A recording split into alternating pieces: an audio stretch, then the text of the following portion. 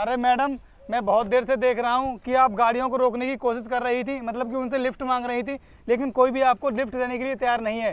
तो ऐसा करते हैं, मैं आपको लिफ्ट दे देता हूँ, आप ना मेरी साइकिल पर बैठ जाइए। बताइए कहाँ जाना है आपके लिए। अबे ओए गवार, तेरा दिमाग खराब है क्या?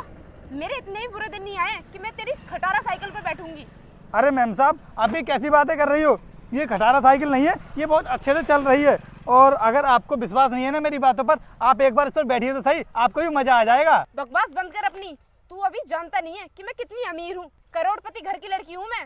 वैसे मैम साहब, आपको देख करके लग तो नहीं रहा है कि आप करोड़पति घर की लड़की हो। चलो मान लेते हैं कि आप हो भी, तो इस साइकिल पर बैठने में क्या बुराई है? अरे आप इतनी देर से लोगों से लिफ्ट मांग रही थी, मैंने सोचा कि आप परेशानी में होंगी तो मैं ही लिफ्ट दे देता हूँ। मैंने ना कैब बुक की थी, लेकिन वो कैंसिल हो गई, इसीलिए मैं लोगों से लिफ्ट मांग रही हूँ। इसका मतलब ये नहीं है कि मैं गरीब हूँ और तेरी इस खटारा साइकिल पर बैठ के जाऊंगी मैं। और मैं तुम जैसे गांव की गवारों को बहुत अच्छी तरीके से जानती हूँ कि सुंदर लड़की देखी नहीं और लाइन मारने के लिए आ जाते हो। अरे मैम साहब, पता नहीं आपने तो मेरे बारे में अपने दिमाग में क्या क्या सोच लिया है। आप मुझे जैसा लड़का समझ रही हो ना, मैं वैसा नहीं हूँ। और आज के टाइम पर ना कोई भी गांव का लड़का ऐसा नहीं है कि सुंदर लड़की को देखते ही वो लाइन मारना शुरू कर दे। मैम साहब, गांव के लड़के ना बहुत शरीफ होते हैं और वो ना लड़कियों की इज्जत करना अच्छे से जानते हैं। देख, अब तू मेरा ना ज्यादा दिमाग खराब मत कर। अपनी ये खटारा साइकिल उठा और यहाँ से निकल। अरे मैडम, मैं तो आपकी मदद करने के लिए आया था और आप मेरी बेइज्जती पे बेइज्जती किए जा रही हो। अगर आपको मेरी साइकिल पर बैठ करके नहीं जाना है ना, तो मैं अभी आपके लिए गाड़ी मंगवा देता हूँ।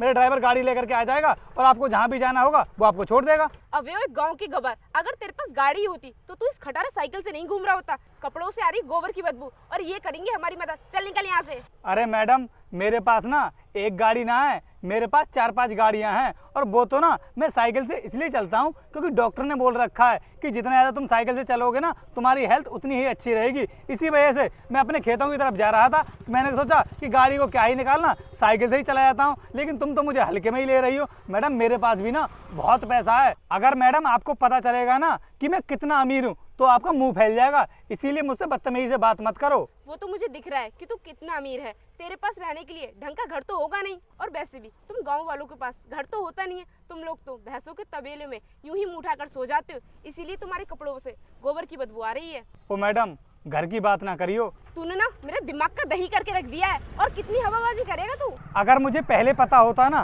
कि तुम्हें अपने पैसों का इतना ही घमंड है, तो मैं भूल कर भी तुम्हारे पास साइकिल नहीं रोकता। अरे सर, आप, और वो भी बिना सिक्योरिटी के। सर, आपको तो पता है कि लोग आपसे कितना जलते हैं, वो कभी भी आप पर अटैक कर सकते हैं। लेकिन आप चिंता मत कीजिए, मैं आपको आपके घर सुरक्षित छोड़ दूंगा। सर, आप इस गवार को ऐसा क्यों बोल रहे हो? कौन है ये? और मैडम, आप थोड़ा तमीज में रहकर बात करो। आप सर के बारे में जानती नहीं हो। सर इस जिले के सबसे बड़े बिजनेस टाइकून हैं। क्या ये इस जिले के सबसे बड़े बिजनेसमैन हैं? फिर ये इस साइकिल से क्यों घूम रहे हैं? अरे मैडम, अभी मैंने थोड़ी देर पहले आपको बताया तो था कि मुझसे डॉक्टर ने बोल रहा है कि अगर आप साइकिल से चलोगे तो आपकी हेल्थ अच्छी रहेगी। लेकिन आपने तो मुझे गरीब ही समझ लिया। और मुझे लगता है कि आपने ना मुझे इसीलिए गवार समझ लिया क्योंकि मैंने ना ये कुर्ता पजामा पहन रखे हैं। और मैडम, मैं आपके लिए बता दूं, ये कुर्ता पजामा ना हम गांव वालों की पहचान है और हम ना इनको कभी भूल नहीं सकते। चाहे मैं कितनी भी बड़ी ऊंचाई पर पहुंच जाऊं और उसके बाद भी ये कुर्ता पजामा पहनना ना छोड़ नहीं सकता, क्योंकि ये ना मैंने अपने बचपन से पहना है। सर, मुझे माफ़ कर दीजिए। मुझे नहीं पता था कि आप इतने बड़े आदमी होकर भी साइकिल से चलते हैं।